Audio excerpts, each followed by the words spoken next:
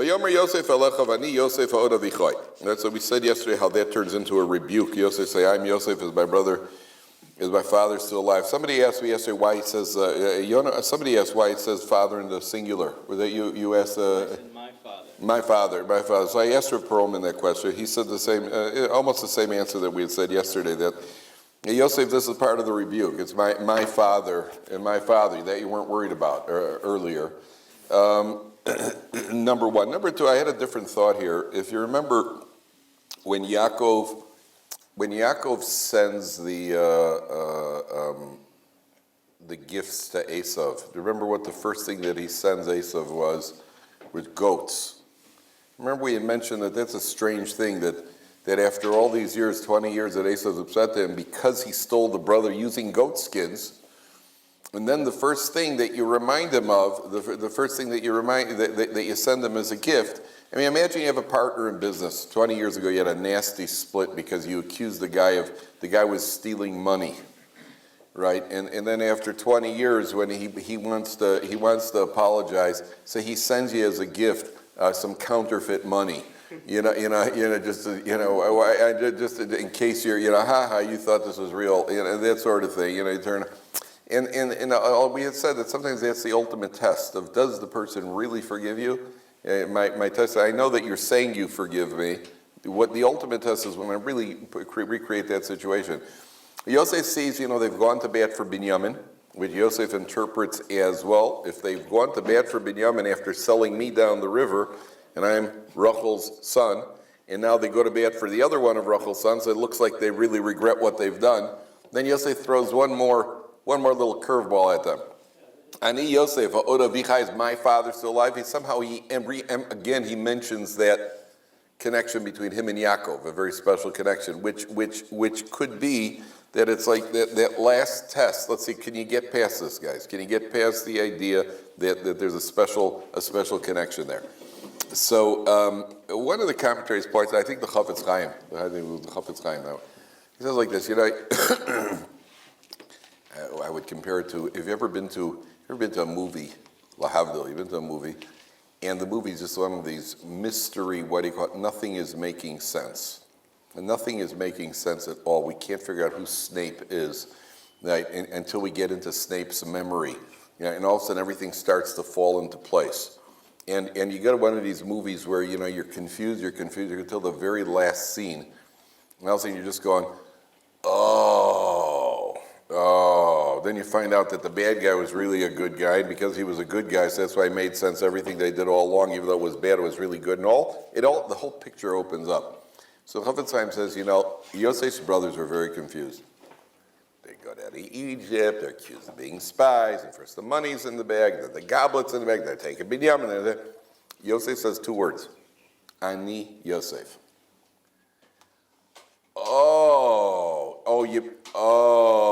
Because of that, it's one long series of O's. Right, right? So the Chafetz Chaim says, if that can happen with a king of flesh and blood, so then imagine what happens when after 120 years a person goes, we all have questions about what goes on in this world. We've all had questions. Right? We all have questions, and you get up there, and all of a sudden, all the guy, Ani Hashem, you mean that? And he's got all the questions are answered. They had, years ago, I don't remember all the details of the story, but apparently there's a young child who was very sick, and everybody knew the child was going to die. And they told the child, somebody said to the child, I don't remember who this is attributed, if it's attributed to the Rambam or somebody else, and they said to this child, do me a favor, after you die, I want you to come back to me in a dream, and I have three questions.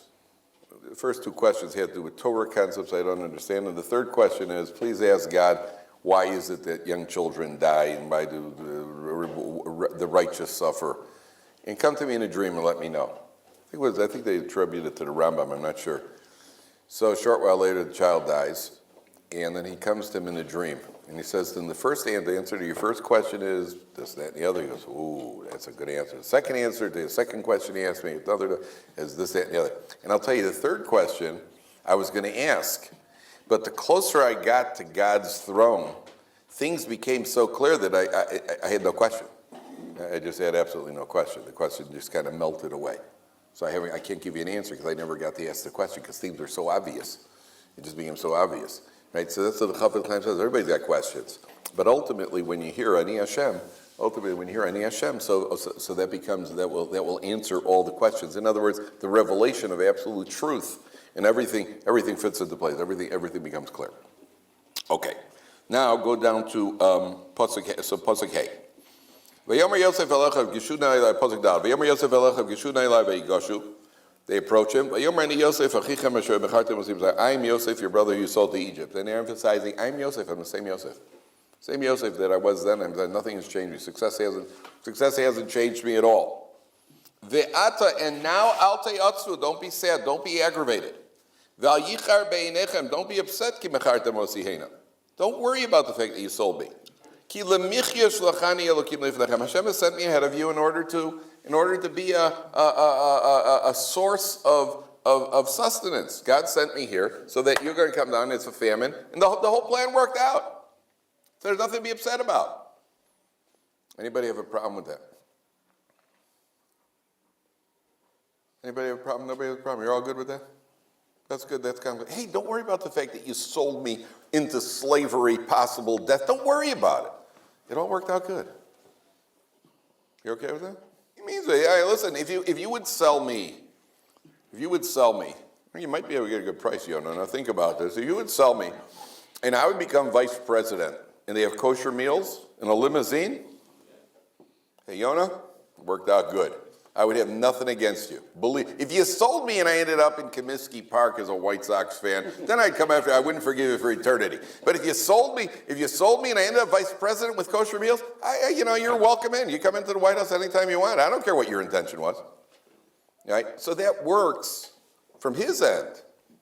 What about from their end? Well, what's like? I understand something over here. You mean if you kidnap somebody and sell somebody, if it has a happy ending, then you're good? Then you're okay. You kidnap somebody, you sold them. Kidnapping is an Isser D'Oraisa.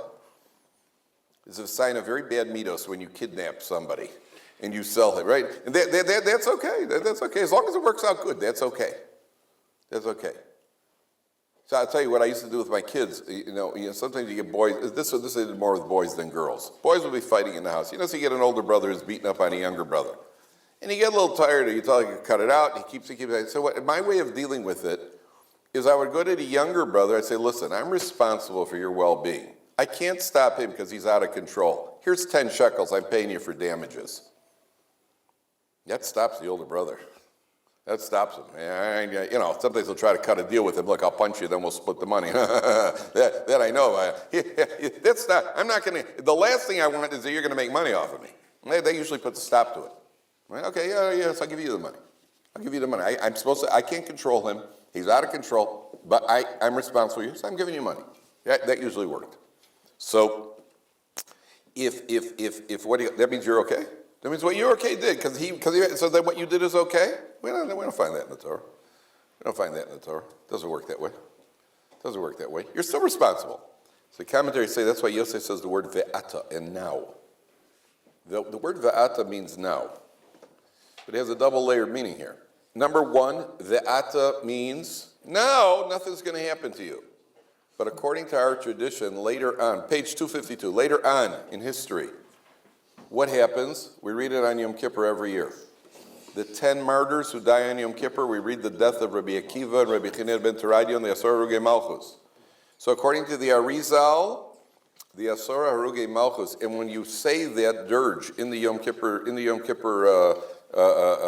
liturgy, so it starts out with the Roman emperor talking to these 10 Jewish men, 10 Jewish sages, and saying to them, listen, your Torah says that the punishment for kidnapping is death.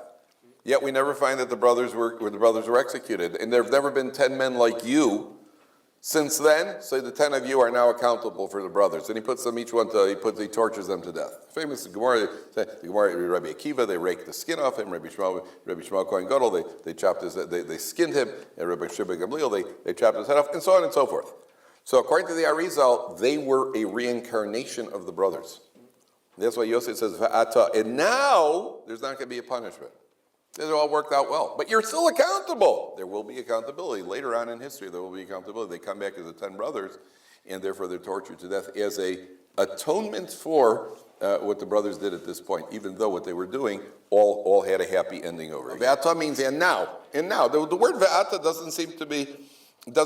isn't really needed in the pasuk. He could have just said, hey, fellas, don't be sad. Why say, and now don't be sad? Okay, so in context, it understands, now, don't be sad, don't waste your time being sad now, nothing's going to happen now. But now has an implication. Now it won't happen. But in the future, it will. In the future, there's going to be an accountability over it, and it's going to be the 10 martyrs. I want to show you something else. 1 second, we're not done yet. Turn to Parshas Matos in the book of Bamidbar.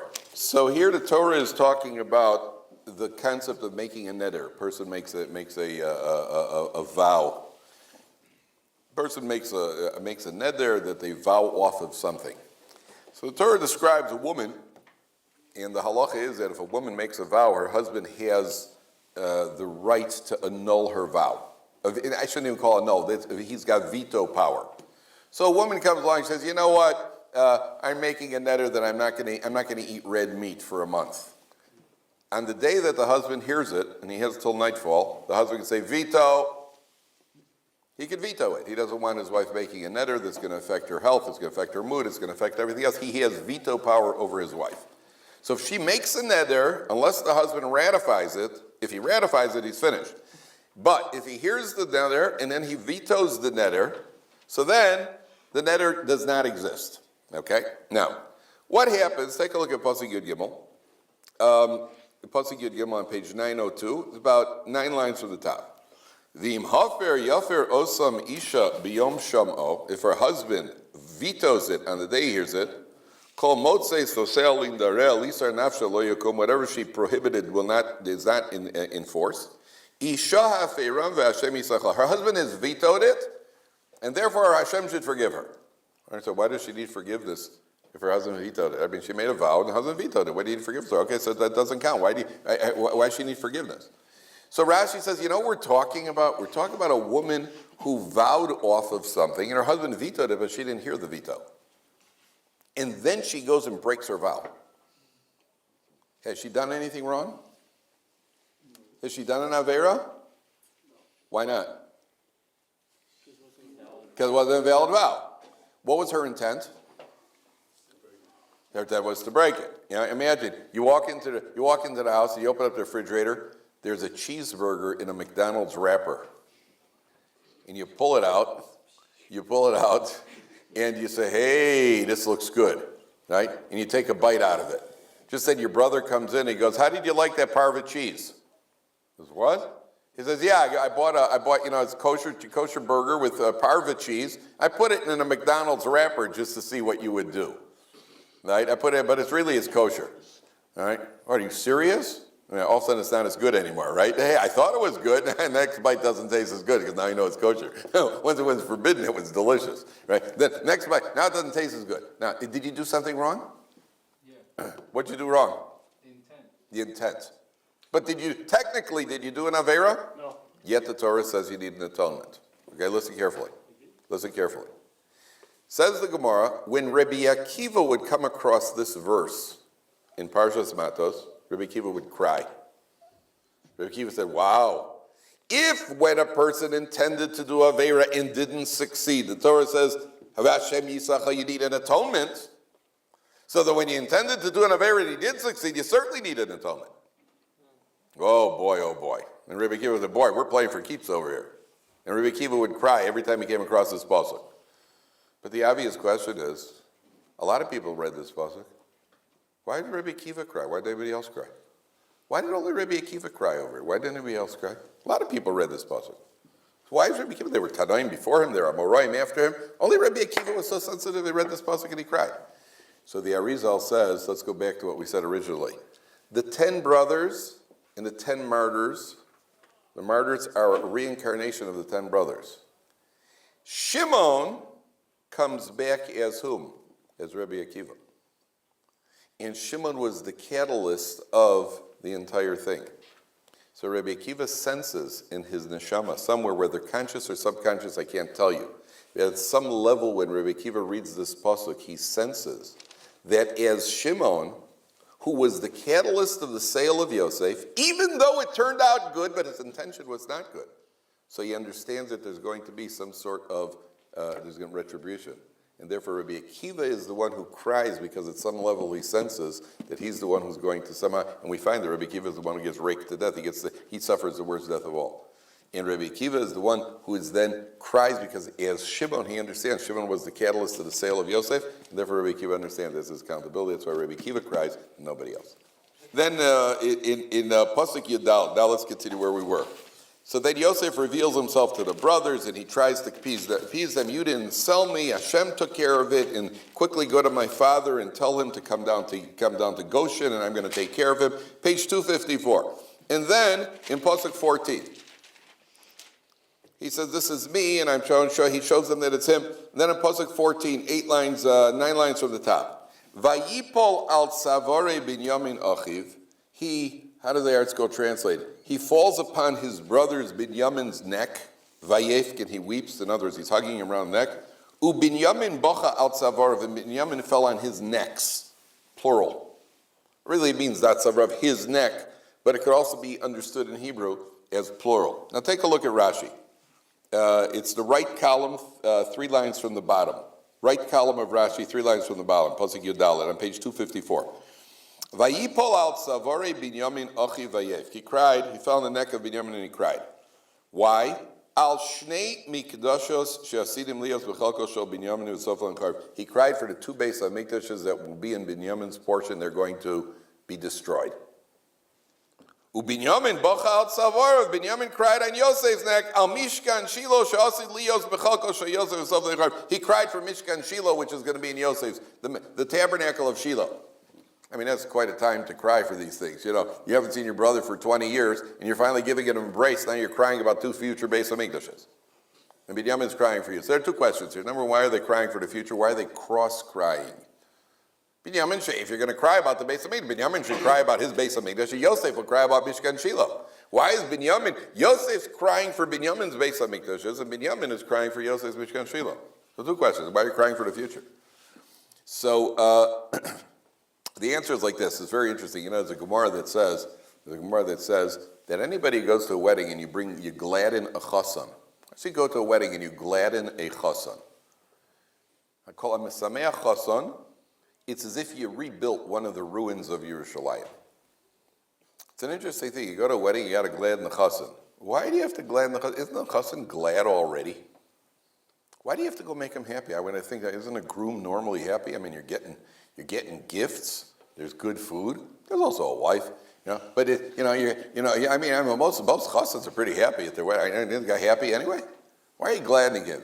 The answer is that I think there's the answer. I didn't see it. I just think human nature is such that this is the moment of truth for the chassan. He's making a commitment over here, you know, and you're making a life commitment. And you know, on the one hand, yeah, you're happy about everything, but you know, I hope I'm doing the right thing. And if everybody else is dancing, they're all in such a good mood, that must be the right thing to do. And that makes them very happy. By the way, the way you make the husband happy, the way you make him happy is not you dance and you do everything else. The real way to make him glad, you know how you really, what's the prime way of making him happy? To say something nice about the kala. It's what you say more than what you do. You walk over to Chas and say, wow, I heard her dad is loaded. I mean, I heard she's a really nice girl. I heard she's a really nice girl. Whatever you say, I heard she's just and use any adjective. It can be very ambiguous. You don't say anything about her looks, by the way. You don't say anything about her looks. You just say something, I heard she is just unbelievable. She's just a terrific girl. I heard she's terrific, just terrific. Right? Even if you don't believe it. And you know it's not true, it's your sister.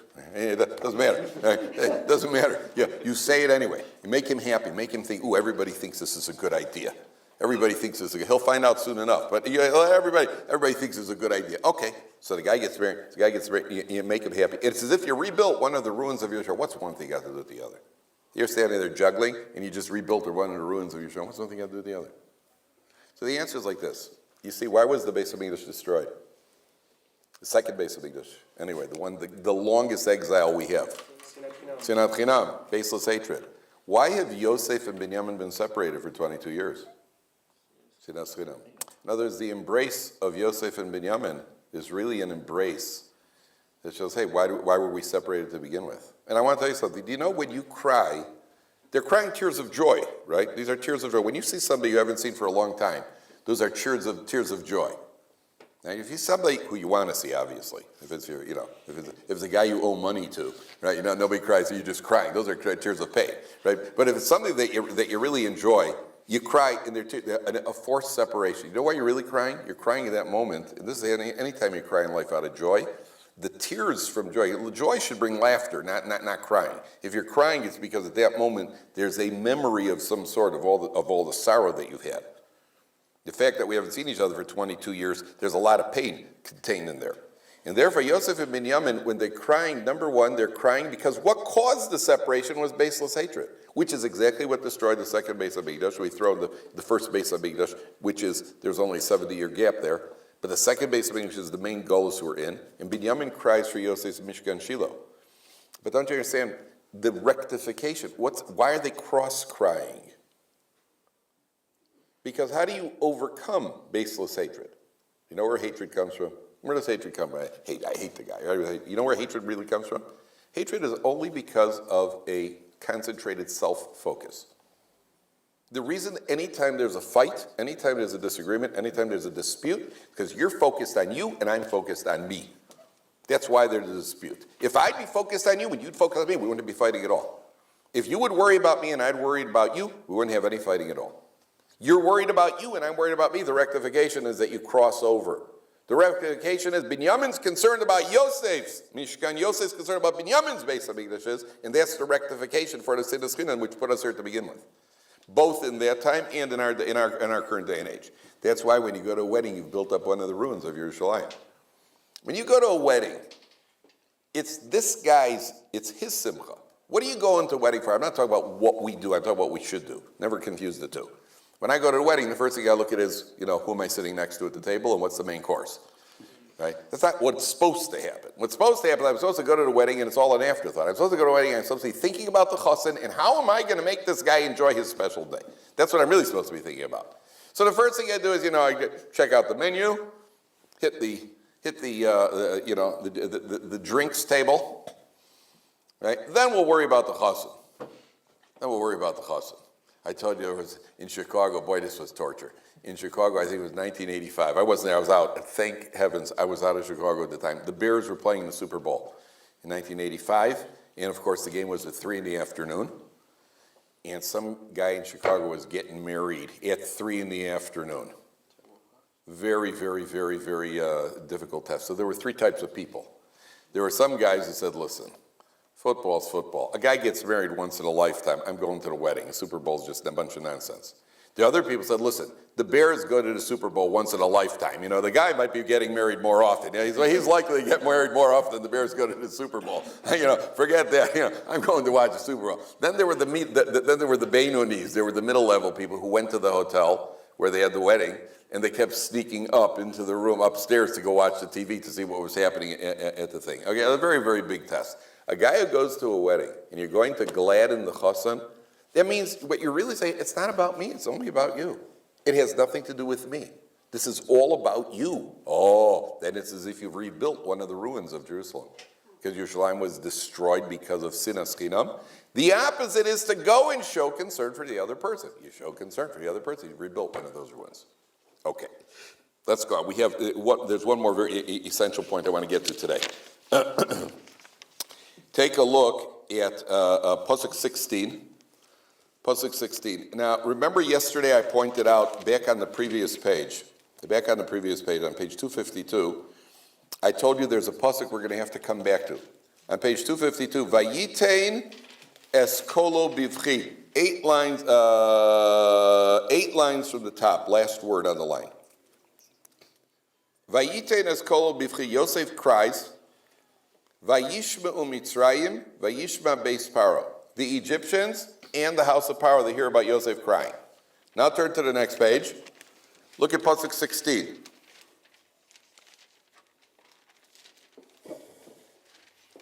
Pasuk 15, 10 lines from the top. Vayinashek l'kol echav, he kisses all of his brothers. Page 254. Vayef kaleim, he cries on them, he weeps on them. Ve'acharechen dibru echav ito, then his brothers started talking to him. Ve'hakol nishma beis Paro, the voice, the sound was heard in the house of Paro. Lamor, news reached Paro. Ba'u ache Yosef, Yosef's brothers have arrived. Vayitav be'enei Paro ve'enei avadav, and it was very good in the eyes of Paro, in the eyes of his servants. Paro and his servants were happy. Why are they happy that Yosef's brothers have arrived? And why are they happy? What's one thing got to do with the other over here? Why are they happy? Here, the news reached Paro that Yosef's brothers have come. Yeah, Paro's happy and his servants are happy. The inner circle, the cabinet is happy. Why?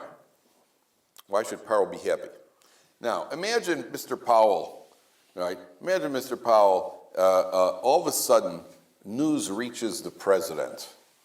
Your finance minister is crying hysterically. You're the president of the United States. So if it's your military general is crying hysterically, so I'd assume, there's some sort of nuclear war about to happen. If you tell me your finance minister, we heard news, your finance minister is broken down, he's banging the carpet, he's crying hysterically. What would your reaction be if you're the president? Well, that's not so good. That's not so good. 1929, here we go. Check the stock market. The first thing you do is check how the market's doing.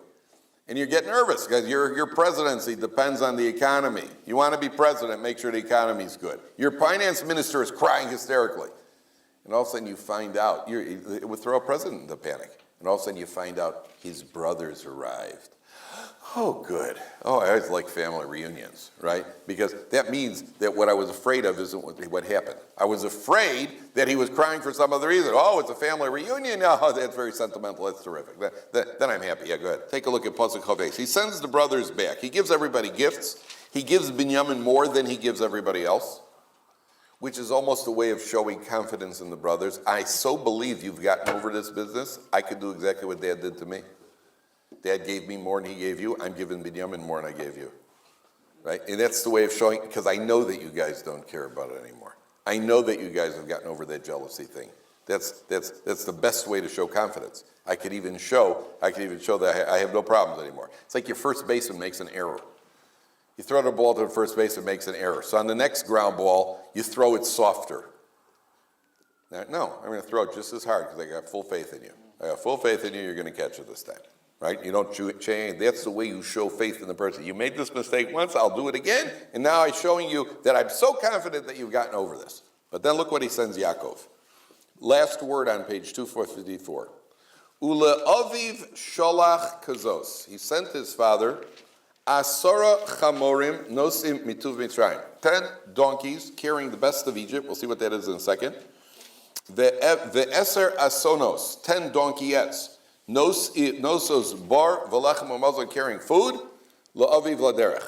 Okay, take a look at Rashi. Mituv Mitzrayim, top line in the right column of Rashi on page 256. Top line, right column. Last 2 words on the right column. Mituv Mitzrayim, he sent them from the best of Egypt. What did he send? Matzinu b'Gemara, we find in the Gemara, shesholach lo yayin yoshan, he sent him aged wine.